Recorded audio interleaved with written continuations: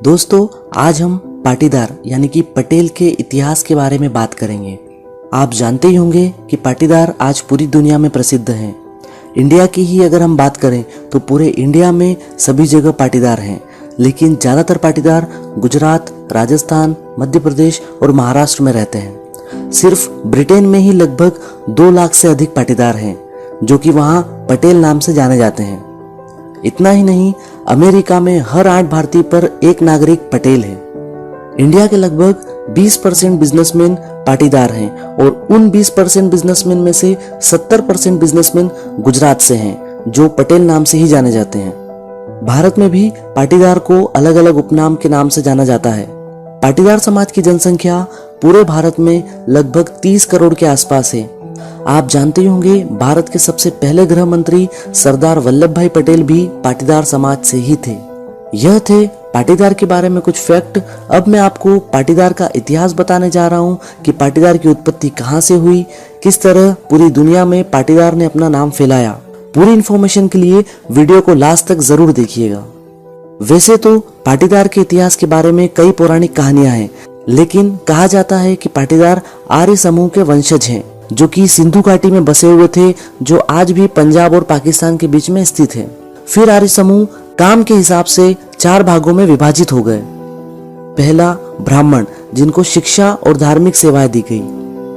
दूसरा, क्षत्रिय, जिन्होंने युद्ध में भाग लिया और शासन किया। तीसरा, वैश्य, जिनको व्यापार का काम दिया गया। शूद्र, जिन्होंने तीनों समाज की सेवाएं की। इसके बाद क्षत्रिय को फिर से 3 वर्ग में विभाजित किया गया। पहला, राजन क्षत्रिय, जो राजा और नेता बने।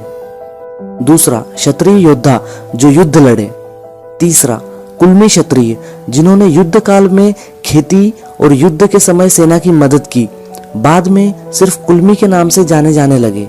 फिर कुर्मी समाज भोजन के लिए खेती करने लगे और गायों को पालने लगे। आज जो भी पाटीदार हैं, वह सभी पाटीदार उन्हीं कुर्मी के वंशज हैं।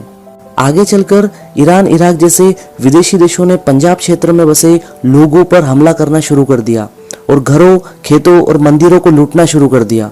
इन हमलों को देखकर कुर्मी और अन्य लोग पंजाब छोड़ने पर मजबूर हो गए और भारत के अलग अलग हिस्सों में जाकर बस गए। कुर्मी का एक बड़ा समूह गुजरात के उंझा के पास बस गया।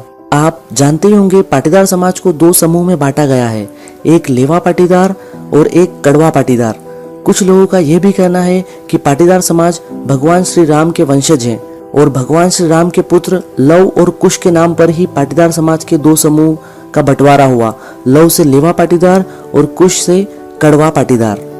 18वीं शताब्दी खत्म होते होते कड़वा पाटीदार के पूर्वजों ने जाना कि शिक्षा से ही समाज की उन्नति हो सकती है, तो उन्होंने फंडिंग स्टार्ट की। उस पैसों को वो समाज में शिक्षा के लिए लगाने लगे, जिसने एजुकेशन को रिवॉल्यूशन में मोड़ दिया, जिसने आने वाली पीढ़ी को कई उद्योगपति, व्यापारी, डॉक्टर, इंजीनियर, लेखक, वैज्ञानिक, प्रोफेसर, सैनिक और कई राजनीतिज्ञ बनाने में मदद की। आज की पाटीदार पीढ़ी 130 साल पहले स्टार्ट की गई एजुकेशन रिवॉल्यूशन का ही रिजल्ट है।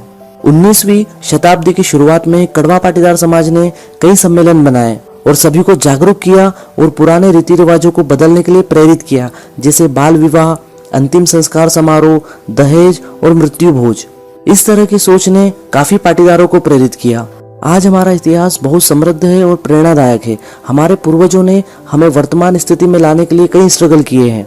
पाटीदारों के इतिहास में ऐसा कुछ भी नहीं है जिन पर हमें शर्मिंदा होना पड़े। So it is proud to be a Patidar. जय सरदार, जय पाटीदार, जय हिंद, जय भारत। दोस्तों, अगर आप पाटीदार हो और आपको पाटीदार का इतिहास अच्छा लगा हो तो प्लीज इसे दोस्तों में शेयर करिएगा। हमारे चैनल को सब्सक्राइब करिएगा ताकि आने वाले वीडियोस की अपडेट्स आपको मिलती रहे।